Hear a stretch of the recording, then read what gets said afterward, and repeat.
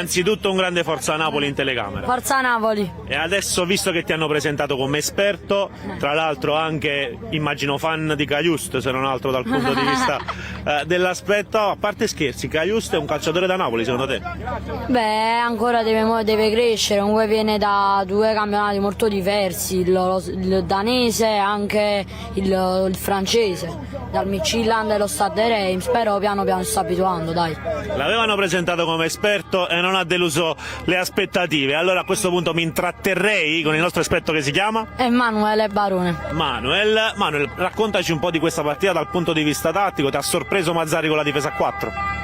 Beh sì, di solito lui gioca con la difesa a 3 con Mazzocchi esterno di centrocampo, stavolta si vede che ha voluto cambiare, anche perché il Verona letteralmente faceva catenaccio e contropiede e poi sfruttava i colpi di testa, infatti hanno segnato così con Coppola. E poi hanno avuto altre azioni pericolose e poi il Napoli ha fatto quel che ha fatto, i gol di Ngonge e Kvaratskhelia, bellissimo gol ha fatto Kvara. Nel complesso la produzione offensiva ci sta o ti aspetti di più dal Napoli? Perché poi, diciamocelo, i primi minuti del primo tempo bene, nel secondo tempo all'inizio bene, dopo veramente poco.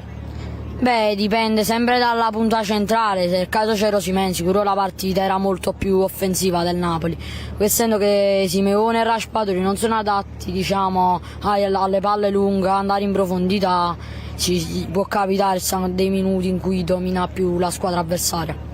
Manuel, ti auguro di avere un futuro in campo, ma qualora volessi anche in là in cabina di commento, secondo me ci sta tutto, grazie. Grazie a lei. Grazie, addirittura mi hanno dato del lei, effettivamente ormai l'età avanza. Ciao Manuel, grazie. Allora, proseguiamo.